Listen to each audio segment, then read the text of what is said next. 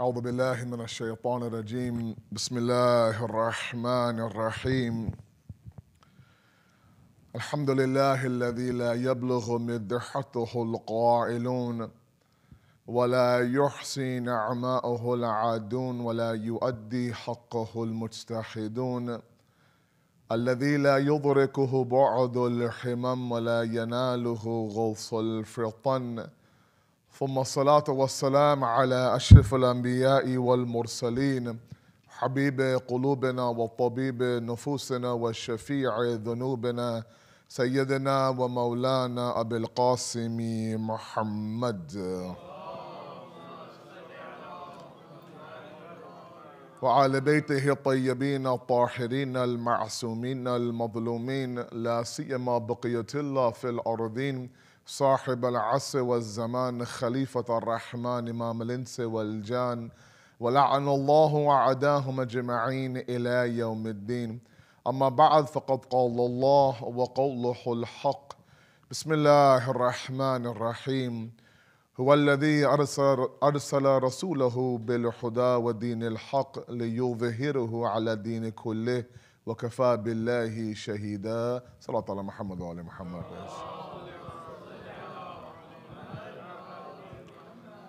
The privilege of faith has been our topic since yesterday, and tonight is our third lecture.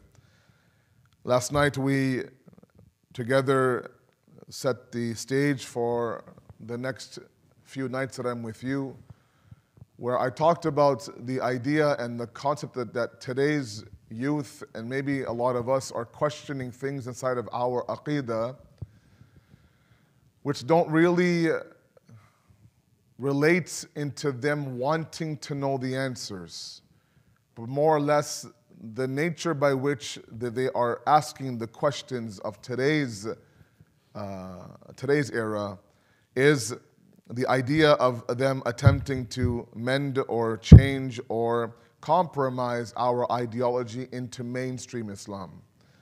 And the notion is that because we are a minority and a very small minority, we have to be the ones who drifted away from the mainstream of Islam.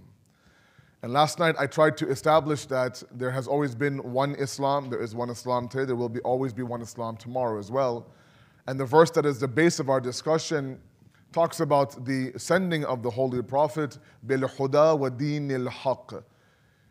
Allah sent His Rasul, His Prophet, with this system of guidance and this deen haqq, so it could prevail over every other deen. لِيُظْهِرُهُ عَلَى دِينِ كُلِّهِ.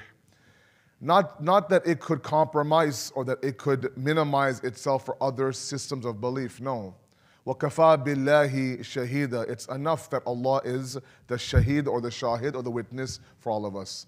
And the basis was this idea that sometimes we have to remind ourselves that the system that we believe in, what we've been taught since a very young child, is a privilege given to us by Allah subhanahu wa ta'ala.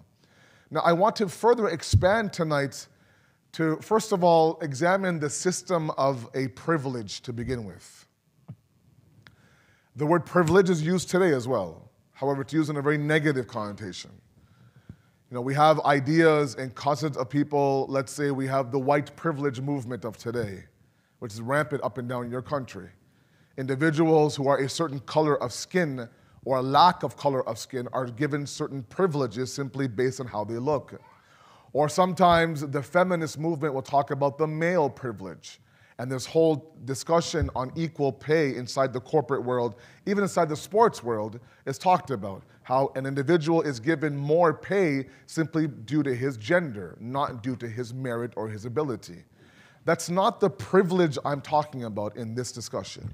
That privilege is an undeserving advantage given to somebody based on either the color of their skin or who they belong to or a certain group that they belong to. Now, I fear that sometimes we also have that sense of privilege inside of us as well, where it is an advantage given to us that really relates to us not having to do anything at all, simply, maintain that privilege, and then of course we will, enjoy Jannah in the hereafter. Sometimes we believe that because we're a Sayyid or we belong to a certain tribe or a certain last name, then there are advantages coming to us that are undeserving, that don't require ability or require merit. That's not the privilege that I'm referring to in my lectures. This privilege was given to us by Allah subhanahu wa ta'ala. And initially I want to make sure that all of us understand that privilege is a relative term. And usually researchers say that those who have the privilege don't even know they have that privilege. They're oblivious to it. If you tell, let's say, somebody with a white skin, say, look, you have privileges that others who are African American don't have, they may not believe you. Or you ask, let's say, a male NBA athlete that you make more money than your counterpart in the WNBA, they may not believe it, or they may not accept it. Right? But the reality is that when that privilege is given to you, you will be asked about that privilege. This privilege that I'm referring to comes from Allah subhanahu wa ta'ala. Now, why that is, many of you and many of my youth ask us, and it's not my discussion, so I won't even entertain the question with respect to all of you. But the idea is why? Why was I born in a Muslim Shia Sayyid family, given a quote-unquote head start in life, given all the tools to succeed, as opposed to my classmate Frank, who's born, let's say, with atheist parents who have no system of belief whatsoever? Why was I chosen to be born, let's say, in Alim's family, or Marja's family, or family with parents who are pious and devout, whereas others are not? Why this arbitrary system that I was born into this family and this person was not? We know enough to know that this privilege comes from Allah subhanahu wa ta'ala.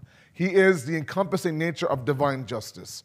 Whatever He decides to happen has to be wrapped around adala. There's no question about that. The idea is that what is this privilege and where does it come from is my discussion tonight, inshallah. Sallu ala Muhammad wa ala Muhammad. There's a lot to say. I have until 8:15, so inshallah stay with me. I will talk faster than I usually do. Can you imagine? Just hold tight, inshallah. So, first of all, we know and we understand that Allah subhanahu wa ta'ala created us with a purpose. Let's go kulli then juzi after that.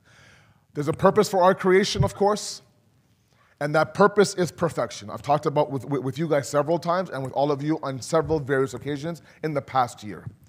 Allah subhanahu wa ta'ala wishes for us to be perfect human beings. Now, if perfection was my topic, I'd expand on that, but it's not. It's enough to know that perfection is relative. It's not absolute. My perfection will not be your perfection, will not be His perfection. Perfection is relative and a case-by-case scenario, okay?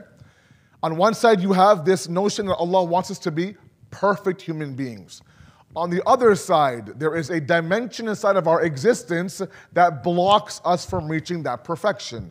The Quran up and down describes sometimes the reality of the human being. خُلِقَ الْإِنسَانُ ضَعِيفًا. The insan was created weak. خُلِقَ الْإِنسَانَ عَجُولًا. He was created very hasty.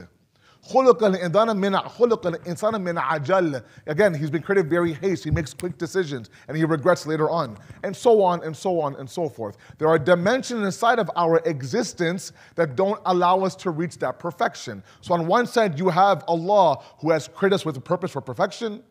On one side, you have this body of ours that's weak, that's hasty, that's regretful, that's easily swayed by shaitan. All those elements cannot reach us to perfection. Now, if Allah subhanahu wa ta'ala decided to create us and say, look, your purpose in this world is to find perfection in worshiping me, and left us alone after that. Meaning what? Meaning that He says, look, I've given you everything that you want. فَالْحَمَهَا فُجُورَهَا وَتَقْوَاهَا. I've divinely inspired what is right and what's wrong inside of you. I've given you your own aql. You are now free to go. Go on your way. I'll see you on the day of judgment. And I will judge you based on your level of perfection. Okay, what the Mu'tazilis in the Sunni ideology believe in, ultimate free will. Meaning what? There is no connection between us and Allah subhanahu wa ta'ala. He created us, and then He retired from His kingdom. Okay? That's what the Mu'tazilis believe in. We obviously don't believe in that. But what did Allah do in His infinite grace now to somehow bridge this apparent gap between what He wanted us to be and how we truly are at the body form? What did He do? He did several levels of grace. That's why privilege and lutf of Allah are connected very carefully.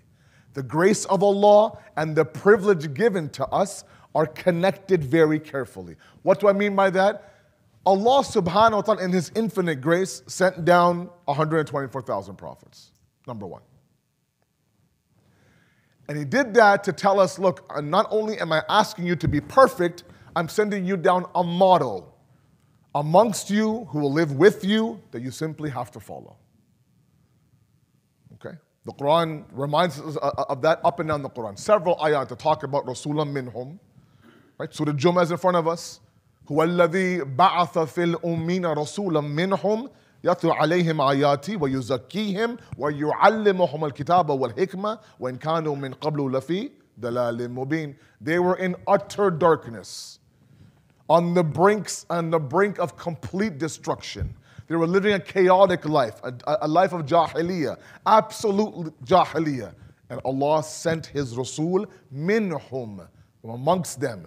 Not from a different island or different country or different planet. This was somebody they knew from day number one. Lived in Mecca with them, spoke their language, knew their customs, knew everything about them. And He sent them for a reason that was not only purifying yourself, but the idea of teaching you the book as well. He didn't have to do that. He didn't have to send every single nation a messenger, the Quran says. And that messenger had one purpose, to tell them, أَن يَعْبُدُوا اللَّهَ وَيَجْتَنِبُوا الطَّاغُوتَ. Worship Allah and shun yourself from shaitan. Remove yourself from shaitan. Every messenger had the exact same message. He didn't have to do that. He sent 124,000 prophets as a role model. After that, when the Prophet of Allah passed away, again, He could have left us at that moment. Said, look, I gave you the perfect book, the perfect Sharia. I did everything you had. You now have the sunnah of my Prophet. Now everything is set. You can reach your perfection all you want. But He went one step further and said, not only am I not going to leave you alone, I'll give you a perfect chain of hidayat after Ghadir, which is ismat and ma'soom. That's so that there is no break in that connection between that ismat of nabuwat and this ismat of imamat. Why? Because the insan constantly needs hidayat and guidance. So He sent 12 perfect imams. Now with the Sharia that they are upholding, and they went to extreme lengths to uphold that Sharia. They gave their life, they gave their blood, they gave the blood of their children, all to uphold this perfect Sharia. Now when the situation was such to the point where there was a fear of the 12th Hujjat now being taken away from this world, Allah again places His grace and says, look, I will take him from you, I'll protect him. I'll protect him until you're ready to have him and be guided by him. Now, you would think for a moment that, look, Allah, we deserved to be away from our Imam. Ideally, the Imam is not meant to be in ghaibat, as all of you know. Ideally, the Imam was meant to live amongst us and guide us. Every nation before us had the luxury of having the Imam with them. We're the only ones that don't have that luxury. But that's partly because of our own fault. We didn't show Allah that we were ready to follow this man. So Allah says, look, until you're ready, he's my akhri hujjat, I need him in ghaibat. Fine. At that moment, again, he says, he could have said, I'm going to leave you alone now. You now don't deserve my hujjat. But what does he do? He takes the last hujjat into ghaibat and he leaves us with marjiyat. And says that, look, I still want you to make sure this connection is there. Not only that, he sends these parents towards you that have this fitri love, who are obsessed with your success. All of this wrapped up is the idea of the grace of Allah subhanahu wa ta'ala to help us reach our goal of perfection. None of this, from the Marajid to the Imam's Ghaibat, to the 12 Imams, to Ghadir, to the Prophet of Allah, to those prophets before him, did he have to do that? Allah didn't have to do any of that. I gave you creation, I gave you at a very high rank, right? وَإِذَا سَوَيْتَهُمْ وَنَفَخْتُ فِيهِ مِنْ رُوحِي فَقَعُوا لَهُ سَاجِدِينَ. That I gave you form, I blew in you from my spirit, I made everybody else do sajda towards you. That was the highest level that I've given any creation out there whatsoever. I could have left you on your own. And I didn't do that. I made intizam for your guidance even until today. In the form of ulama, let's say, or parents, or the Quran, or our elders, or others who are there obsessed with guiding us towards a path. The first point about privilege of the deen is the lutf of Allah subhanahu wa ta'ala on us, is the grace of Allah on us. To accept the fact that Allah now has placed the various tools in front of us for ultimate success. What the privilege is the privilege of potential. Where now you can potentially be successful in the hereafter if you take those tools I give you and allow yourself to be guided by those tools. Otherwise, there were people who had the privilege of being the uncle of the Holy Prophet.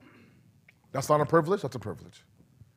Your own nephew is the seal of the prophethood. That's a privilege to have in your khandan.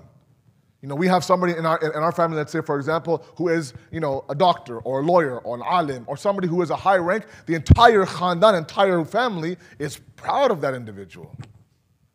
This was a man, Abu Lahab, who had his nephew as a holy prophet, the last hujjat, and he wasted that privilege away.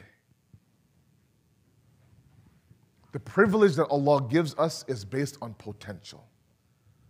All the various tools are there for us to succeed. Inna hadaynahu sabil imma kafir wa imma shakura. It's up to us. I've shown you the path, Allah says. Now you can be a kafir or a shakir. You can be thankful or you can hide that path or ignore that path or move away from that path. The privilege lies in the essence of potential. Sallu ala Muhammad wa ala Muhammad.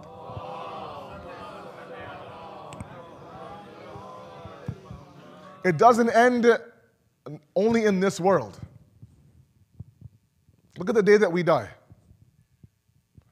And the measures Allah subhanahu wa ta'ala makes to make sure, again, even in our grave, we are successful. Even if we live an entire life where we are ghafil and heedless towards Allah's commands, Allah still has grace on us on the day of our burial as well. I had a teacher in the house in Qom. His name was Aghaid Dadashi. He was Turkish. Very tall man. I think he was an inch taller than I was. Great teacher. An amazing man. Changed my life. He taught me 2 courses. And he was known as a teacher who wasn't too concerned about stressing you out over exams. He didn't give numbers or marks a lot of importance. He wanted to make sure that the content and the matlab changed your life. So a week before the exam, he would spend that entire week giving us the questions and the answers to the exams. And he would write them on the board. He'd say, look, I just made the exam. I handed it already to the admin. They'll make copies. These are the questions. Question number 1. He says, this is the question. And then he writes the answer down as well for us. Because all you have to do is write this board down, memorize it, and regurgitate it onto the paper for me. That's it. Okay, don't worry about anything else. Don't stress over memorizing this and memorizing that page and that falsafa and that system and this theory, blah, blah, blah. No. In every class, Agha Dalshi was known to give all the answers and it would never fail. The exam was exactly as he told us it would be. You'd be a fool to fail that exam. And we would think, wow, Agha's a great teacher, mashallah. He really is amazing, so kind. Right? Then you have those teachers that say, look, can you give us a little bit of an idea of what's on the exam? No, it's from page 1 to 341. Whatever is in that page. I could ask from any page you want. Good luck to you guys. There's 10 questions from 300 pages. I'm like, okay. No idea where to start. Agha Dadashi wasn't like that. Very, very nice. Look, I'm not concerned about numbers. This is what I'm going to give to you. Fine. We come on the day of our burial, and you have seen these burials, and the alim comes and he reads something called talqeen. What is talqeen? Have you heard what talqeen is? Do you know the translation of talqeen? It is basically the test, and it is the answers to the test in the grave. I mean, here's a mayyit about to enter his next phase or her next phase in the grave. And the heir of him or whoever is the next, either the eldest son or someone comes. Not sure if you've read this, but he kneels down, grabs the shoulders, and as the alim reads the name, Fulan ibn Fulan, he begins to shake the shoulders, correct? And the entire talqeen is describing exactly what you're about to go through in a matter of half an hour. Then look, you're going to have angels come towards you. Don't be afraid. They'll ask you this question, this is your answer. This question, this is your answer. Question 3, this is your answer. Not once, twice. Once when everyone is there and we put you inside the grave, then when we fill the grave up and everyone's gone for 40 feet, the alim comes back again to the grave. Now him and the grave by themselves. Now the mate is inside the grave. And maybe in the span of that 10, 15 minutes, maybe he forgot everything out of fear. I don't know. Sometimes people shake out of fear. They forget everything. Again, the alim sits there at the head of the grave and reads the exact same talqeen. That now that you're in the middle of the exam, look, don't forget, if they ask you who your Rabb is, this is your Rabb. Your Qibla, this is your Qibla. Your Kitab, your Kitab. Your Imams, your Imams. Don't fear. Give them your answer one by one. I mean, Allah subhanahu wa ta'ala's grace and lutf from the moment that we are created in this world to the day that we are buried in this world does not stop after that. Now, if along the way we decide to break Allah's commands, if we decide to sin against Allah, we decide now to ignore Allah, become ghafil towards His rules. Is His grace there as well? Of course it is. Ulama say, and the word that they use is He is obsessed with being merciful towards us. We're in the month of mercy, the month of Allah. The Prophet says that it is hayf, it is afsos, it is unfortunate for the one who enters this month of Ramadan and exits the month in the exact same level towards Allah subhanahu wa ta'ala. The moment that we sin, we turn back to Allah with the utmost sincerity and we beg Allah for forgiveness. Allah subhanahu wa ta'ala forgives us. All of you know that. His forgiveness is not like our forgiveness. His forgiveness, hadith says that He forgives us to the point where the sin never occurred to begin with. We forgive each other, but we don't forget anything. We keep a little bit of a snapshot or a screenshot in the back of our head to remind ourselves that if the same mistake is made 2 years later, then I remind them, look, this is your second strike against me.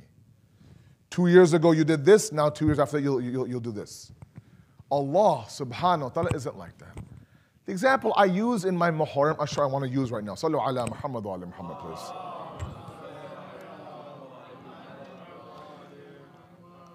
All of you have met my little boy Hassan. He's almost going to be 4 years old now. A very hyper boy, mashallah, and he is in love with sports.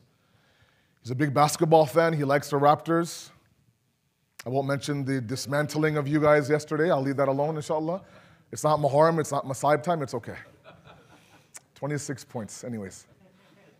36, thank you for reminding me. He likes to draw, my son Hassan. And when he draws, I offer him recycled paper. And he knows it's recycled paper. So on one side is blank, on the other side there's some other, something else printed. He looks at it, he's like, no, Baba, I want a fresh piece of paper. I said, okay. So I know what he wants. He wants me to go into my printer and get that crisp white paper out. So I give him the crisp white paper and I give him a pencil. In the corner of that paper, he draws a very small basketball. And he says, Baba, I want another piece of paper, please. I said, whoa, buddy, there's a lot of paper left on this paper. You can draw, 1,000 more balls like that if you want. He's like, no, Baba, I want a fresh new paper. This paper is done now. I'm done with the paper. So I decide to try to fool my 4-year-old. I've never done it before. I can't do it now. I go upstairs, I take an eraser, and I begin to erase the ball. And no matter how much I erase the ball, the shavings, I blow it away, everything. There's a little crinkly in the paper. There's a little bit of a remnant of a ball there. I go, Hassan, here's a new piece of paper. And he examines it, of course. He says, Baba, that was the old paper from before. Give me a new paper. And no matter how hard I try to erase that ball, it's never quite the way it was before. Until I go back to the printer and get him a brand new piece of paper. The mercy of Allah subhanahu wa ta'ala is such that when He forgives us of our mistakes, it's like that paper goes back to the way it used to be from the beginning. Not a single remnant of the ball on there. Not even a point where there was a sin that occurred here. And that's all His obsession with what? His obsession for us to reach that perfection. That privilege He's given us. Where even if you make a mistake against me, I'll forgive you to the point where it never happened. You can make 1,000 mistakes. You come back to me, I'll forgive you 1,000 times. But never assume that your sin is bigger than my mercy. It's not. It can't be. I'm consumed with your perfection. That's the privilege I'm giving you. That even when you falter and you come back, I'm always welcoming you to come back to my path. Astaghfirullah Rabbi wa atubu ilayhi. Meaning what? I've gone off your path, Allah, now I want to return back onto your path. Allah says, no problem. I'll welcome you back on the path. Sallu ala Muhammad wa ala Muhammad. So my initial point tonight is that the privilege is not something that's an unfair advantage given to any of us. It's only a privilege when we act upon that privilege.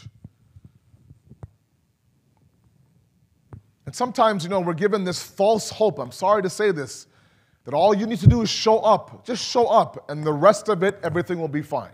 Just do the bare minimum, and Jannat is yours, stamped, one-way ticket, boarding pass already printed. You're already checked into Jannah without any effort whatsoever. We come and we shed a few tears, we keep a few fasts, we write a few checks, and that's it. And that's not the privilege I'm talking about. The privilege I'm talking about is Allah has set the grounds for us, and all He's asking us to do is to allow ourselves to be guided by those tools ahead of us. From the prophets to the imams, to the marajid, to our parents, to the Quran, to the ulama. Everything's laid out beautifully. It's up to us now. The choice is completely up to us. That ikhtiyar, that free will is given to all of you. But that privilege to have those choices is what I'm talking about. Don't allow anyone to help, to make you compromise that.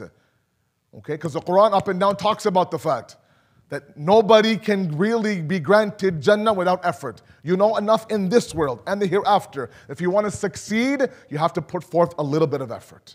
Effort is required. I'll give you two examples. Sallu ala Muhammad wa ala Muhammad.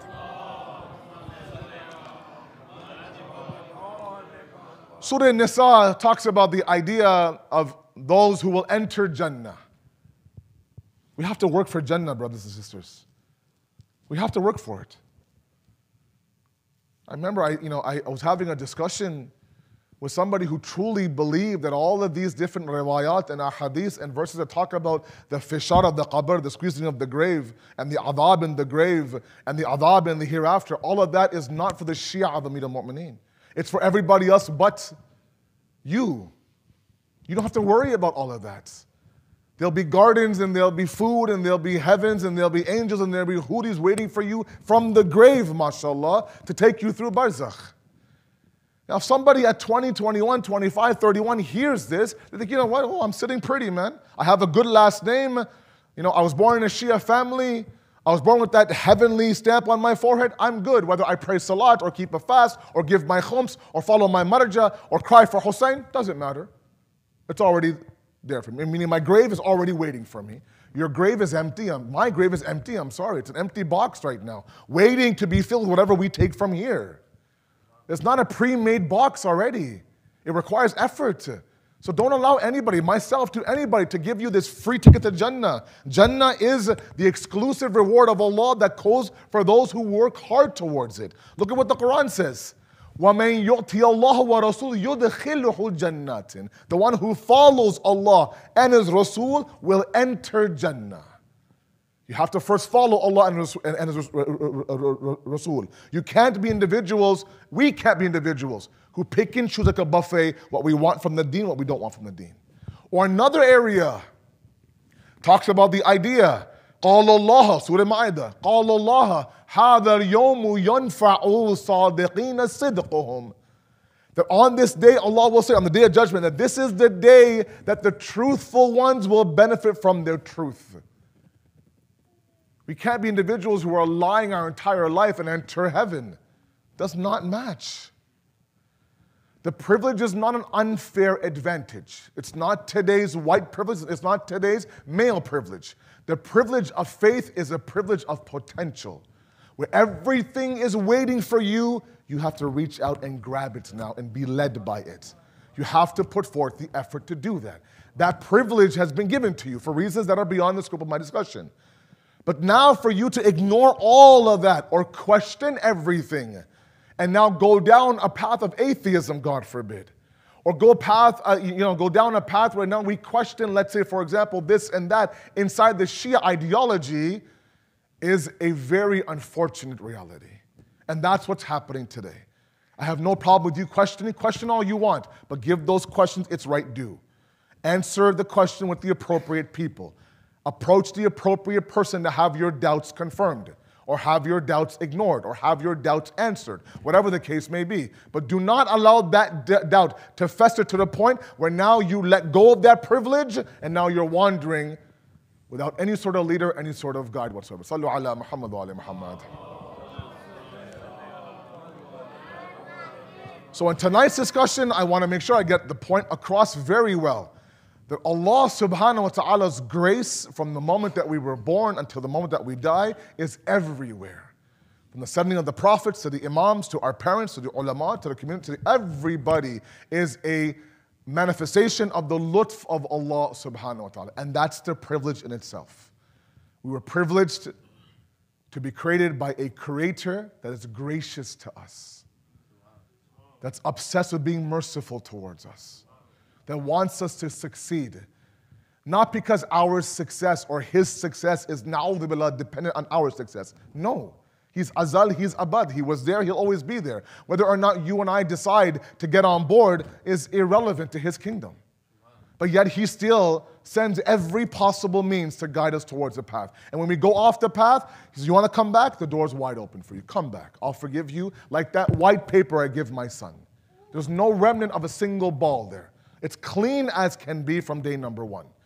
Do not get my points confused. The privilege is not an undeserved advantage. It is based on effort and based on mehnat and zahmat. We ask you, Allah subhanahu wa ta'ala, to help us understand this concept and this idea of the grace of Allah subhanahu wa ta'ala, inshallah. We ask you, Allah, to forgive our sins and those of our parents, inshallah. We ask you, Allah, to accept our du'as and accept our amal in the month of Ramadan.